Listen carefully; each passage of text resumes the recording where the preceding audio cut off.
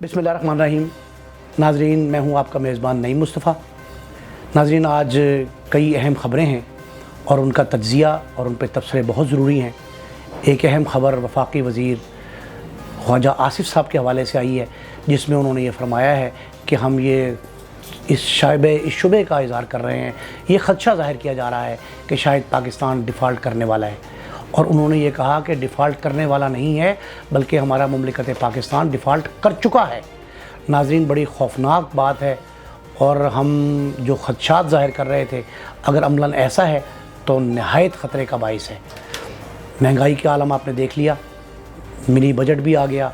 और mini budget के साथ साथ पेट्रोलियम की मसनूआत जो इजाफ़ा हुआ और पुरतायुश जो अशिया हैं उन पर जिस कदर इजाफ़ा किया गया वो भी आपने देखा।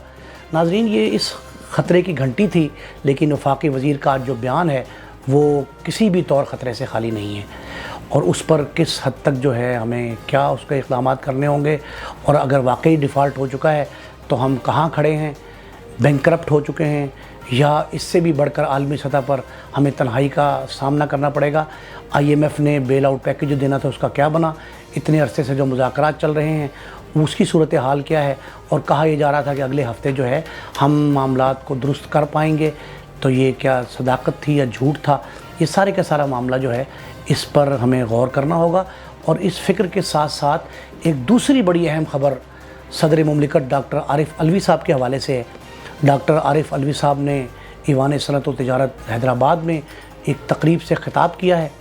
और उस ख़िताब में उनकी जो आज की गुफ्तगू थी, या उस वक्त जब वो वापस जा रहे थे तो गाड़ी में बैठते हुए उन्होंने जिस अंदाज से मीडिया से गुफ्तगू की, अगर उसको गौर से देखा जाए और उसके पस मंज़र और पेश मंज़र का बाकायदा जायज़ा लिया जाए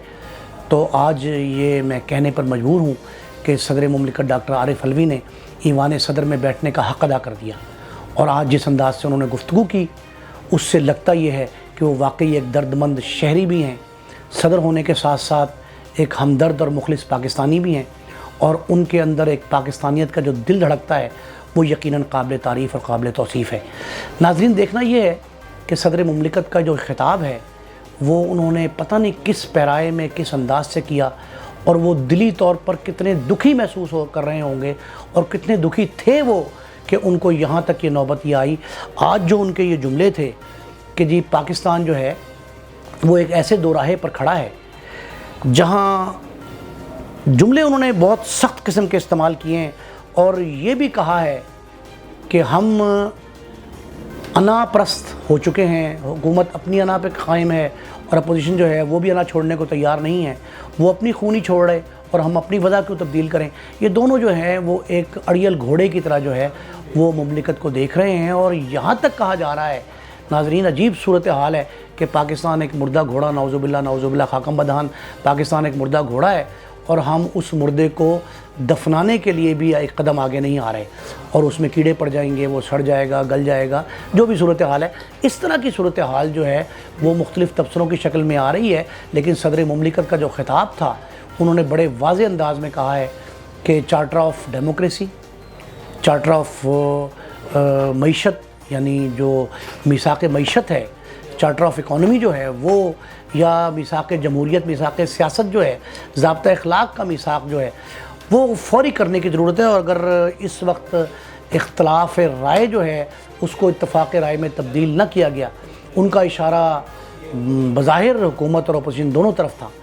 सदर मुमलिकत ने जो जुमले कहे हैं उससे लगता है कि ये ठोस कौमी पॉलिसी हैं, उनकी तश्कील और तसलसल में जो है ये अना बहुत बड़ी रुकावट है। वो कहते हैं कि हम अना के घोड़ों पर सवार हैं और अपने अपने अना के घोड़े हैं। और लफ्ज़ जो उन्होंने कहा है, न जाने ये इशारा किस तरफ है। उन्होंने कहा जी कि 30 मार खान होने के एहसास और अना परस्ती के बायस। अब 30 मार खान का इशारा उनका किसकी तरफ है,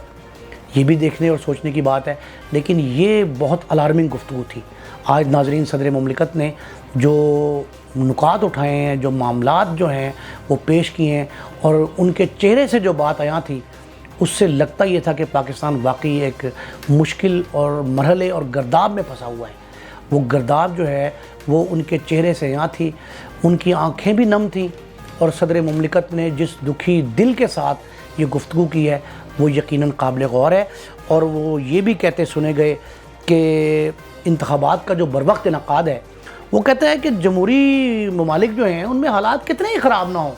لیکن الیکشن جو ہیں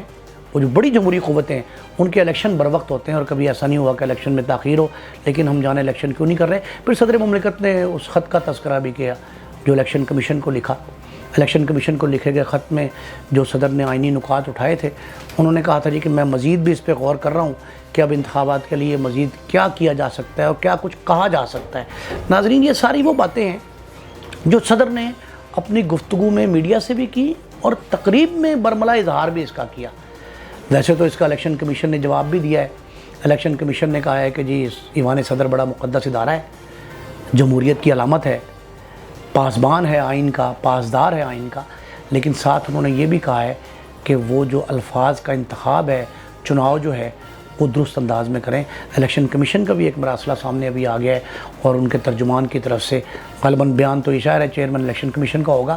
لیکن پاکستان الیکشن کمیشن کی طرف سے جو معاملات دیے گئے اس سے پہلے صدر مملکت ان کو نشاندہی کر چکے کہ الیکشن کروانا جو ہے وہ ان کا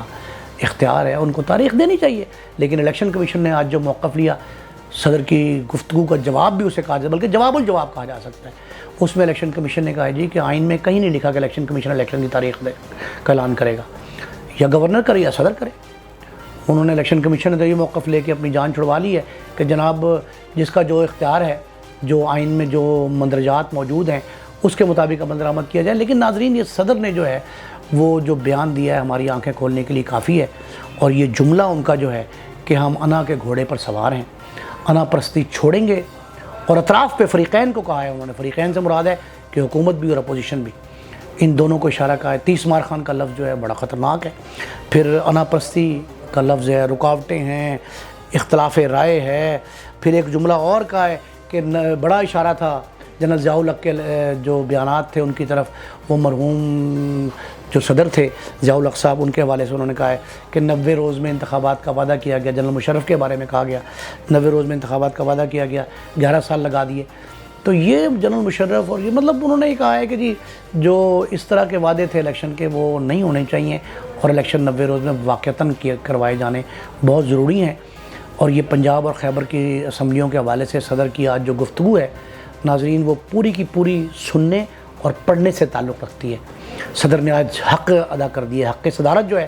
وہ ادا کیا ہے۔ ایوان صدر میں بیٹھنے کا جو ہے وہ انہوں نے باقاعدہ حق ادا کیا ہے، اور پاکستانی قوم، اہل پاکستان جو ہیں ان کی آنکھیں کھولنے کے لیے جو جملے انہوں نے کہے ہیں، اور آج ان کے لہجے میں ترشی بھی تھی، تیزی بھی تھی، اور سب سے بڑھ کر ناظرین ان کے جو دکھ اور درد جو بھرا ہوا تھا وہ دیکھنے سے تعلق رکھتا ہے۔ تو میرا خیال ہے کہ صدر مملکت کے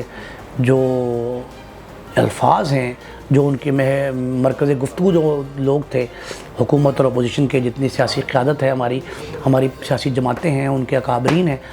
ان کے لیے ایک سبق ہے۔ اور میرا مشورہ ہے، میری تجویز یہ ہے کہ ہمیں صدر کی باتیں جو ہیں وہ آنکھیں اور دماغ کھول کر سننا چاہیے، اور اس پہ عمل درآمد کو یقینی بنانا چاہیے۔ جو متعلقہ ادارے ہیں، گورنر ہاؤس ہے یا الیکشن کمیشن ہے یا ایوان صدر ہے یا ایوان وزیر اعظم ہے یا پارلیمنٹ ہے، جو بھی متعلقہ ادارے ہیں ان کو چاہیے کہ اپنا اپنا کردار ادا کریں۔ صدر نے ایک دفعہ آپ کو کوشن دیا ہے، خبردار کیا ہے کہ ہم نے اگر اب بھی ہوش کے ناخن نہ لیے اور اختلاف رائے کو اتفاق رائے میں تبدیل نہ کیا تو آنے والا وقت، آنے والی نسل، آنے والی قوم ہمیں معاف نہیں کرے گی۔ اپنے میزبان نئی مصطفیٰ کو اجازت دیجیے، کل نئی خبروں اور تجزیے کے ساتھ ملاقات ہوگی۔ اللہ نگہبان۔ کیونکہ خبروں کو اب چلنے دو۔